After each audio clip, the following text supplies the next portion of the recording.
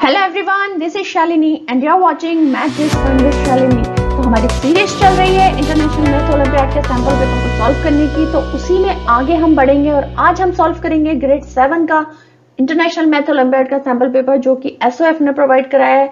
तो चलिए वीडियो को जल्दी से स्टार्ट करते हैं, बट उससे पहले अगर आप अभी तक चैनल पर नहीं हुए और चैनल को सब्सक्राइब नहीं किया है तो प्लीज चैनल को सब्सक्राइब करके बेल आइकन को हिट कर दीजिए, क्योंकि आने वाले सारे वीडियोस की अपडेट आपको सबसे पहले मिल जाती है।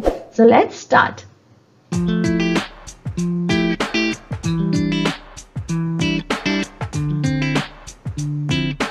तो लॉजिकल रीजनिंग से हमारा फर्स्ट क्वेश्चन है, find the missing figure in the given figure matrix.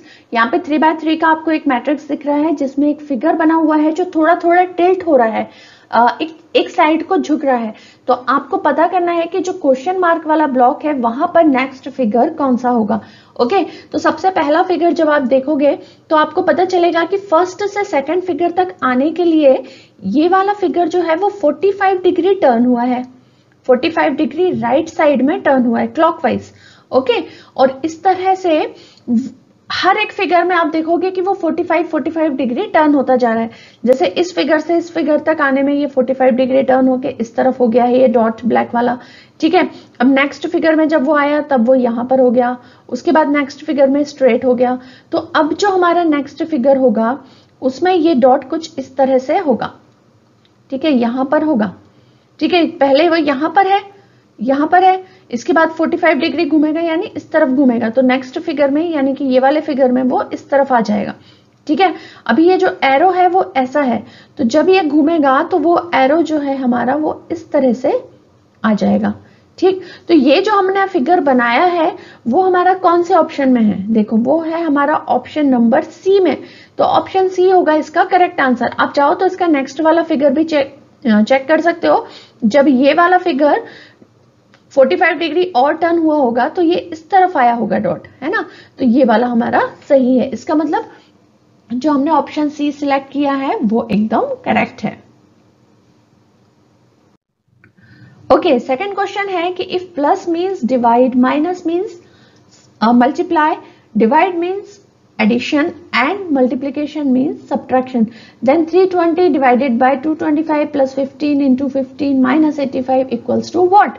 तो हमको यहाँ पर क्या करना है कि जो साइन के मीनिंग्स चेंज हुए हैं, यानी कि 320 और जो यहाँ पर डिवाइड का साइन है, इस डिवाइड के साइन की जगह पर हमको लगा देना है प्लस, क्योंकि इधर लिखा हुआ है कि divide means plus.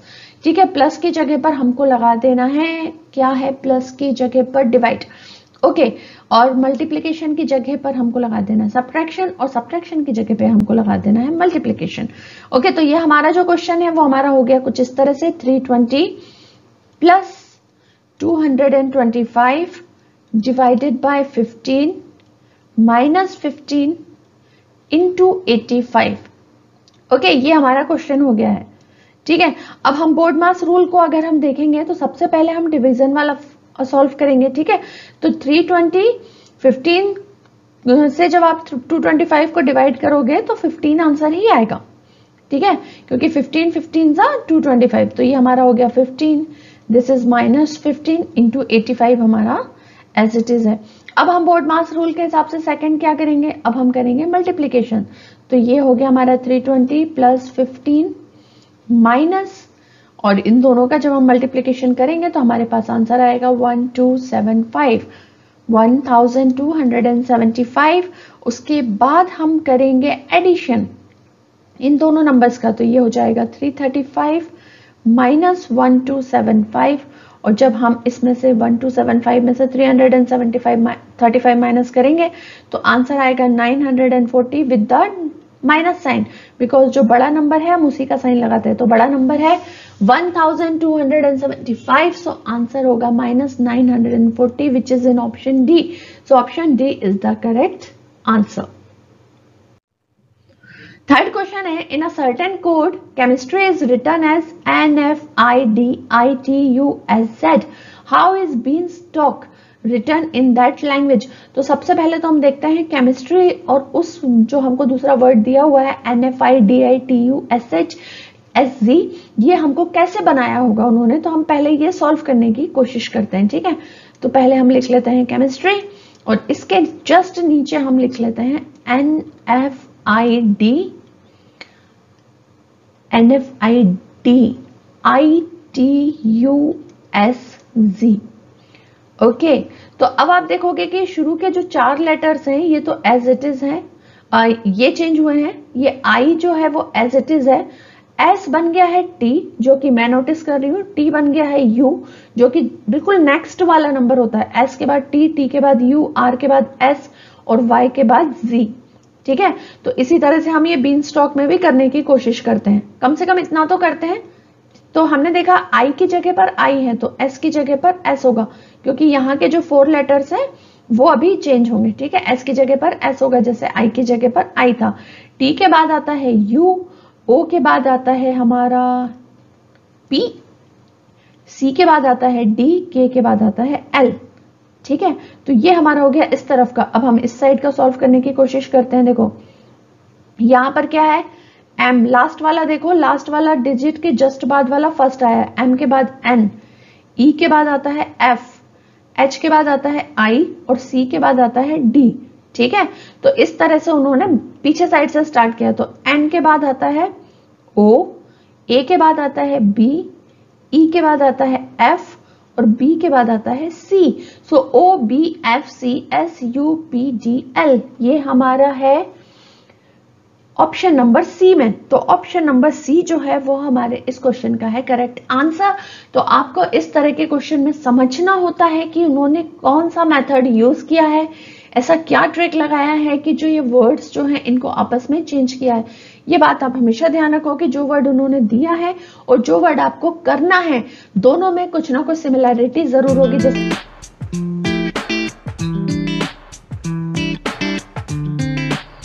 Mathematical reasoning से हमारा 4th क्वेश्चन है कि सॉल्व फॉर एक्स।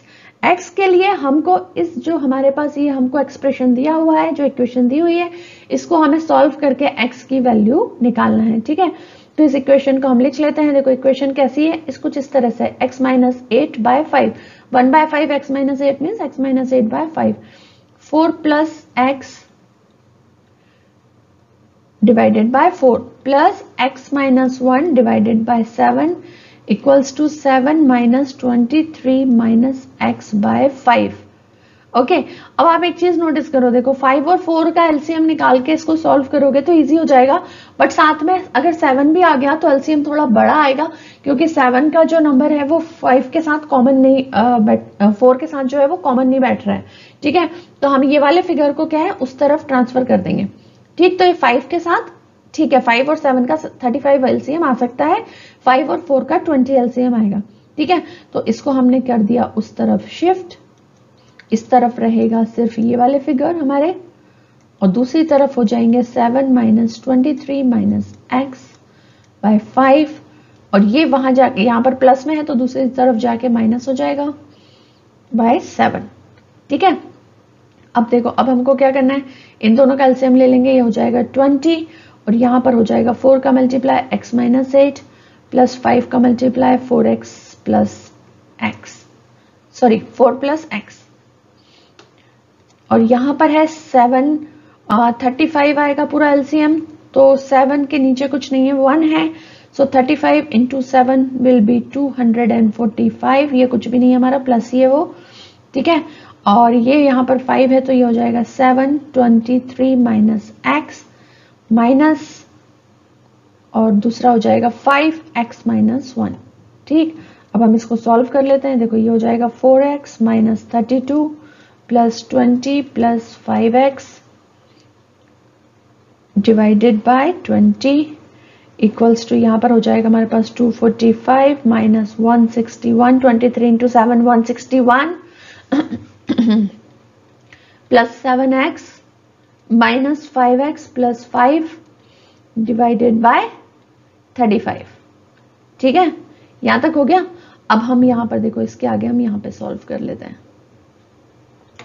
ठीक, ये 4x और 5x एक्स एक्स वाली टर्म्स ये हो जाएंगे हमारे पास 9x, और विदाउट x वाली टर्म्स यानी 32 माइनस 20 हो जाएगा माइनस 12 डिवाइडेड बाय 20, और इस तरफ हमारे पास हो जाएगा x वाली टर्म सॉल्व करने के बाद आएगा 2x, और विदाउट x वाली टर्म सॉल्व करने के बाद आएगा 89 डिवाइडेड बाय 35। ठीक है, ये वाली x वाले टर्म्स को सॉल्व कर लेंगे, विदाउट x वाले टर्म्स को सॉल्व कर लेंगे। अब हम कर देंगे इसको कट, देखो ये तो यहीं पे कट हो जाएगा, 5 4 जा 20, 5 7 जा 35। अब हम कर देंगे cross multiplication, 7 9x minus 12 equals to 4 2x plus 89। ठीक है, 7 9 जा 63x माइनस 84, और ये हमारे पास हो जाएगा 8x plus 356। 63x minus 8x, इसको हम इस तरफ लेगा क्योंकि x वाली वैल्यूज एक तरफ कर ली और विदाउट x वाली हमने एक तरफ कर ली, तो ये दूसरा हो जाएगा 356 प्लस 84। ठीक है, तो ये हो जाएगा 55x equals to 440। So x equals to 440 divided by 55 which is nothing but 8. So 8 is in option B. So option B is the correct answer for this question. So the fifth question is, if 55% of 1000 divided by 60% of 2000 equals to k is to 2k plus 2, then find the sum of digit k. ठीक है, तो 55% of 1000, इसको हम कैसे लिखते हैं, 55 into 1000 divided by 100, क्योंकि हमने परसेंटेज का साइन हटा देते हैं तो 100 आ जाता है, और डिवाइड के साइन के बाद है 60 इंटू 2000 डिवाइडेड बाय 100, इधर भी हमने परसेंटेज का साइन हटा दिया। इक्वल्स टू में हमको दिया है k is to 2k by 2। k is to 2k by 2 का मतलब है हम इसको अपॉन के फॉर्म में लिख सकते हैं, राइट। इसका मतलब होता है k is to 2k by 2 का मतलब होता है कि हमको k अपॉन 2k by 2 हम इसको लिख सकते हैं। ठीक है, अब हम इसको सॉल्व कर लेंगे। देखो ये 100 से ये 2 zeros कट, ये 100 से यहाँ 2 zeros कट, तो ये हो जाएगा हमारे पास 550 divided by 1200 equals to k by 2k plus 2।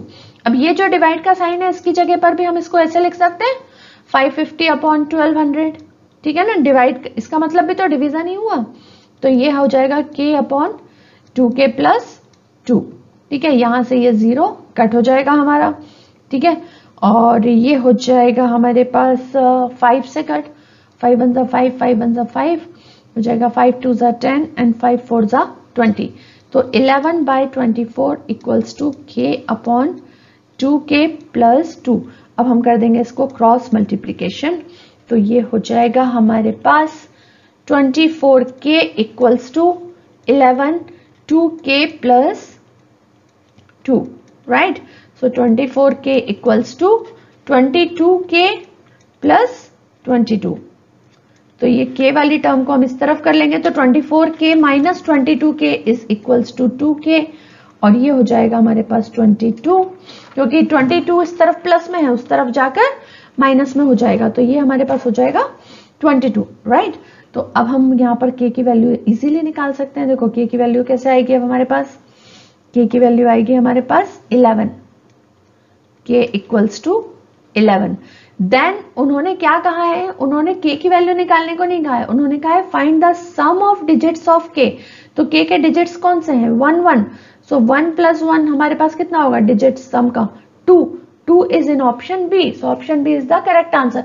तो बहुत केयरफुली पढ़ना क्वेश्चन को, क्वेश्चन में क्या बोला है उन्होंने उस चीज को आपको ध्यान रखना है, वरना आप ढूंढते रह जाओगे कि 11 तो है ही नहीं आंसर में, फिर कंफ्यूज हो जाओगे, फिर दोबारा सॉल्व करके देखोगे तो बहुत टाइम खराब होता है। तो प्लीज क्वेश्चन को केयरफुली पढ़ना जरूर।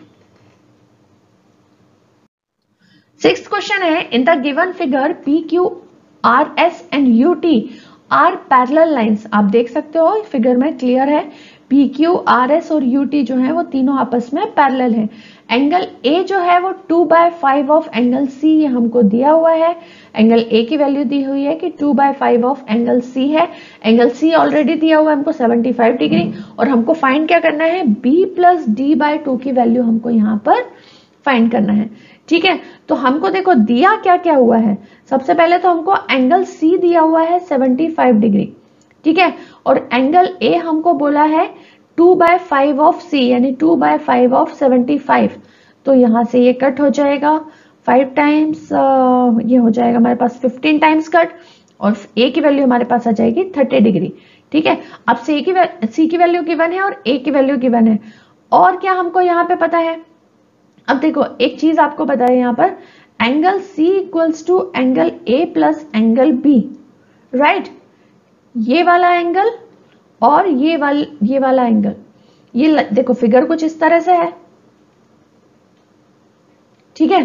तो ये वाला एंगल और ये वाला एंगल दोनों इक्वल है, तो ये जो ऊपर वाला एंगल है ये दो एंगल्स में डिवाइड है, A और B में। तो हम लिख सकते हैं कि angle C equals to angle A plus B, क्योंकि ये आपस में अल्टरनेट एंगल्स हैं एंड अल्टरनेट एंगल्स जो हैं वो इक्वल होते हैं, ठीक है। ऐसा हम इसको लिख सकते हैं। तो एंगल C हमको पता है 75, एंगल A हमने अभी अभी निकाला है 30, तो इससे हम एंगल B की वैल्यू निकाल सकते हैं। तो एंगल B हमारे पास क्या हो गया, 75 minus 30 and which is nothing but 45 degree, है ना। अब हमको देखो तीन चीजें पता चल गई, C भी पता चल गया, A भी पता चल गया और B भी पता चल गया। अब एक और चीज जो यहाँ पर दी हुई है वो दी हुई है कि PQ, RS और UT आपस में पैरेलल है।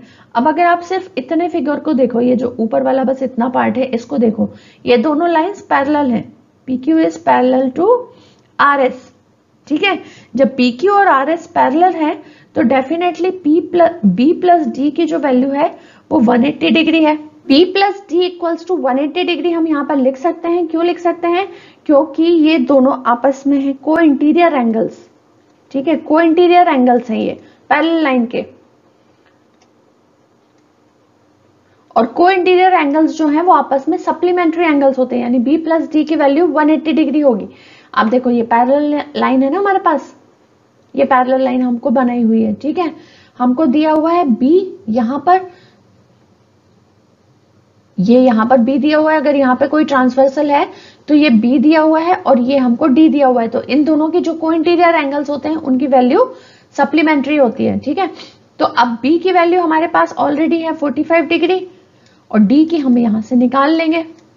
हमको क्या है, ये वाला जो हमको B प्लस D बाय 2 करने के लिए हमको D भी तो चाहिए, तो D की वैल्यू कैसे निकलेगी, 180 माइनस 45, 180 माइनस 45 इज 135 डिग्री, ठीक है। अब हम इस फॉर्मूले में रख देंगे, B हमको पता है कितना है, B है हमारे पास 45 और D हमने निकाल लिया है 135, तो अब हम इसमें रख देंगे फॉर्मूले में B प्लस D बाय 2 जो हमको निकालने को बोला है। So 45 plus 135 by 2. So 45 plus 135 by 2 is ये हो जाएगा 45 और ये हो जाएगा हमारा 67.5 और 45 plus 67.5 दोनों को ऐड करेंगे तो ये हो जाएगा 112.5. So 112.5 is in equation in option C. So option C is the correct answer.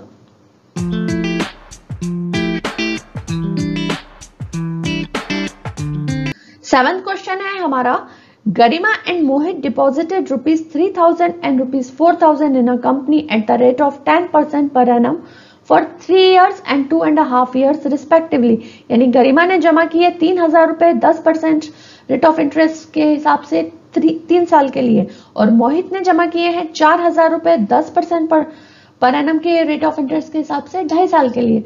तो हमको बताना है the difference of the amount received by them will be, उनका जो अमाउंट वो उन्होंने रिसीव किया होगा आफ्टर कंप्लीट द टेन्योर, तो कितना अमाउंट का डिफरेंस है वो हमको बताना है। तो अमाउंट का डिफरेंस निकालने के लिए तो पहले अमाउंट निकालना पड़ेगा और अमाउंट निकालने के लिए तो पहले इंटरेस्ट पार्ट निकालना पड़ेगा। तो सिंपल इंटरेस्ट का फॉर्मूला क्या है हमारे पास, सिंपल इंटरेस्ट का फॉर्मूला होता है हमारे पास principal into rate into time divided by 100। ठीक है, तो सबसे पहले देखो गरिमा के लिए निकालते हैं। ठीक, अब गरिमा के लिए हमारे पास क्या होगा, इंटरेस्ट 1, उसको हम नाम दे देते हैं I1। ठीक, उसका प्रिंसिपल कितना है 3000, रेट ऑफ इंटरेस्ट उसके लिए कितना है 10 और टाइम उसके लिए कितना है 3। ठीक है, डिवाइडेड बाय 100, ये 100 से ये 2 zeros कट। ठीक है, इसको हम सॉल्व करेंगे तो ये हो जाएगा हमारे पास 900 रुपीज। ओके, तो इंटरेस्ट हमारे पास आ गया है 900 रुपीज। तो अमाउंट कैसे निकालते हैं, अमाउंट कैसे निकालते हैं जो हमको मिलेगा at the end of 3 years, principal amount हमारा प्लस इंटरेस्ट पार्ट। तो प्रिंसिपल अमाउंट कितना था हमारा 3000 और उसमें इंटरेस्ट जुड़ गया 900, तो ये हमारे पास हो गया 3900, यानी कि 3900। ये हो गया हमारे पास अमाउंट 1 किसका, गरिमा का। ठीक है, अब हमको निकालना है मोहित का। तो अब हम निकाल लेंगे मोहित का। देखो I2 इसको हम नाम दे देते हैं। इसके लिए प्रिंसिपल कितना है 4000, रेट ऑफ इंटरेस्ट दोनों का सेम है 2 × 2 + 1 यानी कि 5/2, टेनर है हमारा 5/2 डिवाइडेड बाय 100। ठीक है, ये 100 से ये 2 zeros कट और ये हमारे पास हो जाएगा 2000, ऊपर हो जाएगा हमारे पास 2000 डिवाइडेड बाय 2। ठीक है, तो I2 हमारे पास कितना आ गया इंटरेस्ट 1000 रुपीज इसका इंटरेस्ट आ गया है। तो इसका अमाउंट कितना होगा A2 हम उसको मान लेते हैं मोहित के लिए। तो इसका प्रिंसिपल था 4000 और उसमें 1000 और ऐड हो गया, तो ये हो गया उसको 5000। ठीक है, 2.5 years के बाद उसको मिला 5000 रुपीज। ठीक, अब हमको क्या निकालना है दोनों के अमाउंट का डिफरेंस, यानी कि A2 माइनस A1 हमको यहाँ पर निकालना है। तो 5000 माइनस 3900, तो ये हमारे पास हो जाएगा दोनों का difference 1100, which is in option D. So option D is the correct answer for this question. 8th question is very very simple, बहुत ही आसान है। At Shimla the temperature was -7 degree centigrade on Tuesday. ठीक है, ट्यूसडे को temperature था -7 degree centigrade. जो भी इंफॉर्मेशन हमारे पास होती है ना उसे लिखते जाते हैं। ठीक है, लिखने से क्या होता है कि हमको याद रहता, बार बार क्वेश्चन को पढ़ना नहीं पड़ता, आपने लिख लिया फटाक से आप उसको सॉल्व कर सकते हो। ठीक है, it then dip by 3 degree centigrade on Wednesday. Wednesday को उसका कितना हो गया टेम्परेचर 3 डिग्री सेंटीग्रेड नीचे आ गया, डिप यानी कि नीचे आ गया। ठीक है, सो नीचे आ गया यानी कि माइनस हो गया, सो -3 हो गया। सो ये -10 डिग्री सेंटीग्रेड हो गया कब वेडनेसडे को। Then on Thursday it rose by 6 degree centigrade. Thursday को क्या हुआ वापस से ऊपर चला गया भाई, -10 डिग्री से 6 डिग्री बढ़ गया यानी प्लस हो गया। तो -10 + 6 = -4 डिग्री सेंटीग्रेड। ये हमारा हो गया थर्सडे को। ठीक है, अब हमको बताना क्या है what was the temperature of Shimla on Wednesday and Thursday respectively. तो वेंसडे को कितना था -10 और थर्सडे को कितना था -4। So -10 -4 is in option B. So option B is the correct answer for this question. था ना एकदम सिंपल, बहुत आसान क्वेश्चन होते हैं, बस आपको क्या है कंसेप्ट क्लियर होना चाहिए। कहीं भी कोई डाउट है तो आप अपने टीचर से पूछिए स्कूल में, आप अपने जो आपके घर में पेरेंट्स हैं अगर वो मैथ्स पढ़ाते हैं तो आप उनसे पूछ सकते हैं, अपने ट्यूशंस में पूछ सकते हैं, और उसके बाद भी कोई डाउट है तो आप मुझसे भी पूछ सकते हैं। मुझे मेल कर सकते हैं, मेरा मेल आईडी नीचे डिस्क्रिप्शन बॉक्स में है, या फिर कमेंट सेक्शन में भी कमेंट करके आप मुझसे अपना डाउट क्लियर कर सकते हैं।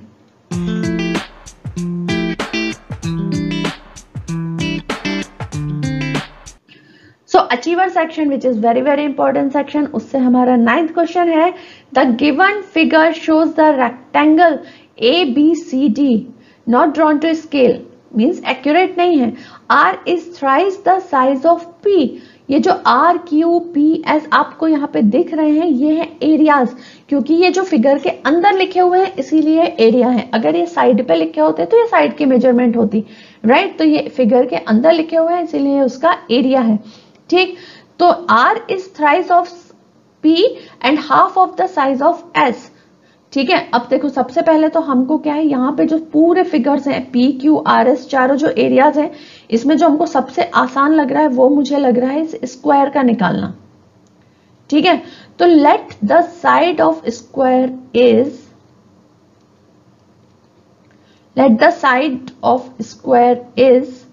X। ठीक है, साइज X है तो एरिया क्या होगा, एरिया यानी कि P क्या होगा, P ऑलरेडी हमको एरिया का नाम दिया हुआ है। सो X इंटू एक्स, क्योंकि स्क्वायर का होता है X इंटू एक्स, तो ये हो गया हमारे पास X स्क्वायर। ठीक है, P का एरिया हो गया X स्क्वायर। अब R is thrice of size P, यानी कि P का जितना एरिया है इसको उसका थ्राइस यानी 3 टाइम्स हमारे पास R का एरिया है, तो R कितना हो गया 3x स्क्वायर। ठीक है, R का जो एरिया है वो 3 टाइम्स ऑफ P है, तो 3 टाइम्स ऑफ x स्क्वायर, सो ये हो गया 3x स्क्वायर। फिर क्या बोला है कि Q is twice the size of P। Q का जो एरिया है वो P के एरिया से ट्वाइस है, यानी कि 2x स्क्वायर हो गया। ठीक, देखो अब देखो यहाँ पर हमने इसकी स्क्वायर की जो साइड है वो x मानी है, तो स्क्वायर की हर एक साइड x होती है। ठीक है, ये भी x है, ये भी x है, ये भी x है। ठीक, अब क्यू का एरिया हमको पता चल गया कि 2x² है, ठीक है, ये है हमारे पास 2x²। अब अगर 2x² क्यू का एरिया कैसे निकालेंगे, देखो एरिया ऑफ क्यू कैसे निकलेगा, रेक्टेंगल है तो L इंटू बी, यानी कि x इंटू वाई मान लेते हैं हम, हमारे पास ना L है ना B है, हमको पता नहीं है, तो ये है 2x²। एक साइड हमको x ऑलरेडी पता है, ये वाली ये x है तो ये भी x होगी, ठीक है, ये हमको ऑलरेडी पता है, y की वैल्यू हमको पता नहीं है, तो ये जो x है ये उस तरफ जाके डिवाइड में हो जाएगा, तो y की वैल्यू हमारे पास आ जाएगी 2x, ठीक है। सिमिलरली हमको एरिया r का पता है, r का एरिया कैसा है, r एक ट्राइंगल है और ट्राइंगल का एरिया क्या होता है 1/2 b इंटू h, ठीक है। r का भी एरिया हमने निकाला है 3x², 1/2 बेस कितना होगा उसका, ये देखो ये हमने लेंथ अभी निकाली है, y की वैल्यू कितनी निकाली 2x, ठीक है, तो ये वाली भी होगी 2x, ठीक है, ये x है ये 2x है, तो ये ऊपर वाली पूरी क्या होगी 2x प्लस x, राइट, ये कितनी होगी 2x प्लस x यानी कि 3x। तो अब हम इसे निकाल सकते हैं, ये देखो हमको एक वैल्यू हमको यहाँ पे पता है 2x है और h हम यहाँ पर निकाल लेंगे, यानी कि ये वाली हाइट, ये वाली चीज हमको यहाँ पे पता चल जाएगी, ठीक। अब देखो ये 2 चला जाएगा यहाँ पे, तो ये हो जाएगा 6x² equals to 2x into h, so h equals to हो जाएगा हमारे पास 3x। तो अब ये निकल के आ गया हमारे पास 3x, ये भी हो गया 3x। अब देखो s का एरिया निकालने के लिए हमको सारे एरिया पता चल गए हैं, ठीक है। s हमारा क्या है, s हमारा एक ट्रिपेजियम है, क्योंकि देखो यहां पर भी एक लाइन है, ये भी एक लाइन है और इस तरह से 4 लाइन से बना हुआ फिगर है, तो ये एक ट्रिपेजियम है। तो एरिया ऑफ ट्रिपेजियम एस हम कैसे निकालेंगे, एरिया ऑफ एस हम कैसे निकालेंगे, इसके लिए हम क्या करेंगे, पूरा जो एरिया है ये वाला एरिया, इसमें से हम r का एरिया माइनस कर देंगे, तो सिर्फ ये s का एरिया हमको मिल जाएगा, ठीक है। तो एरिया ऑफ s निकालने के लिए हम पूरा इसका एरिया निकालेंगे। इसका एरिया कैसे निकालेंगे, एक साइड तो इसकी हमको पता है कि 2x प्लस x है, यानी कि 3x है, ठीक। दूसरी साइड है 3x, क्योंकि एक रेक्टेंगल है तो L इंटू बी, इसमें से हम r का एरिया माइनस कर देंगे, r का एरिया है 3x², ठीक है। 3x इंटू 3x, ये हो जाएगा हमारे पास 3x into 3x minus 3x², तो ये हो जाएगा 3x into 3x minus 3x², तो ये हो जाएगा हमारे पास 9x² माइनस 3x², तो ये हो जाएगा 9 माइनस 3 इज 6x², ठीक है। अब एरिया s हमको आ गया है 6x² हमको पता चल गया। अब देखो जो क्वेश्चन में बोला था ना कि r का जो एरिया है वो s के एरिया से हाफ है, एग्जैक्टली वही है, s का एरिया आ गया 6x² और r का है 3x², तो हाफ हुआ। अब हमको निकालना है एरिया ऑफ ABCD का टोटल एरिया हमको यहाँ पर निकालना है। तो ABCD का एरिया निकालने के लिए हमारे पास ये साइड भी है और पूरी ये साइड भी है, तो L इंटू बी से हम निकाल सकते हैं। तो L क्या है हमारे पास 2x plus x into 3x plus x, यानी कि 3x into 4x equals to 12x²। ये हमारे पास एरिया आ गया। हमको निकालना क्या है, what fraction of the whole figure, हमने ये होल फिगर का एरिया यहाँ पर ये निकाल लिया, ठीक है। Is the sum of q and s, अब q कितना है हमारे पास, देखो q है हमारे पास 2x², ठीक है, और s है हमारे पास 6x², तो ये q प्लस x हो गया हमारे पास 8x², ये हमने निकाला है q प्लस s।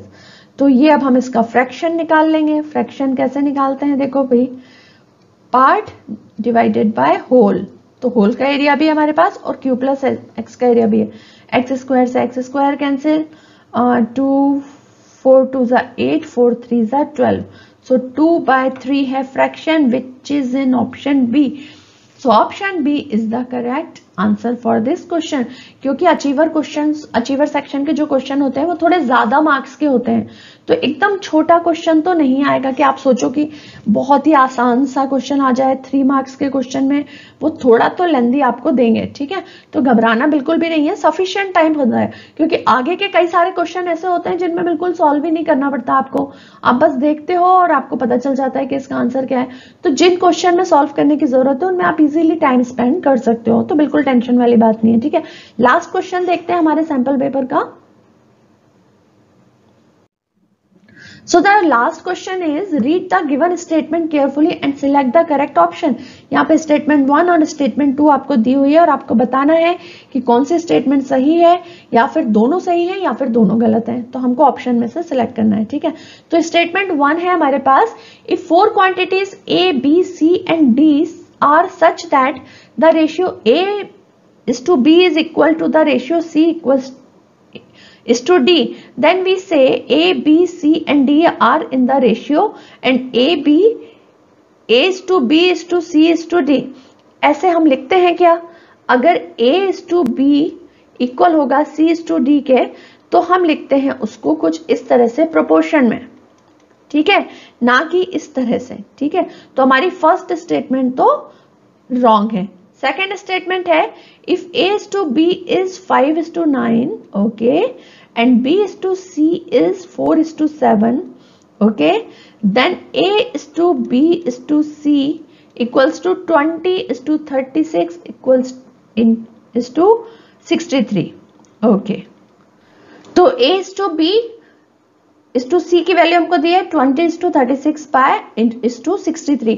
तो 20 is to A is to B मतलब 20:36, यानी कि B जो हमारे पास सेकंड क्वेश्चन में 4 दिया हुआ है, 5 4 जा 20, 9 4 जा 36, ठीक है। उसी तरह B is to C, यानी कि हमको दिया हुआ था यहाँ पे 4:7, तो यहाँ पे B की वैल्यू ऊपर क्या थी 9, तो हम 7 9 जा 63। तो ये भी हमारे पास स्टेटमेंट जो है ये वाला करेक्ट है, बी वाला, और ए वाला जो स्टेटमेंट है वो रॉन्ग है। तो statement 1 is true but statement 2 is true but statement 1 is wrong, which is in option C. So option C is the correct option for this question. तो ये था मेरा एक छोटा सा अटेम्प्ट आपको सॉल्व करके दिखाने का सैंपल पेपर ऑफ क्लास 7। तो उम्मीद है कि आपको पसंद आया होगा। अगर पसंद आया है तो please hit the like button, please share it with your friends, और मिलता है हमारे नेक्स्ट वीडियो में with class 8 international math olympiad. तो वीडियो को मैं करती हूँ यहीं पे खत्म, और आपसे मैं रिक्वेस्ट करती हूँ कि please take care of yourself and keep practising. Bye bye.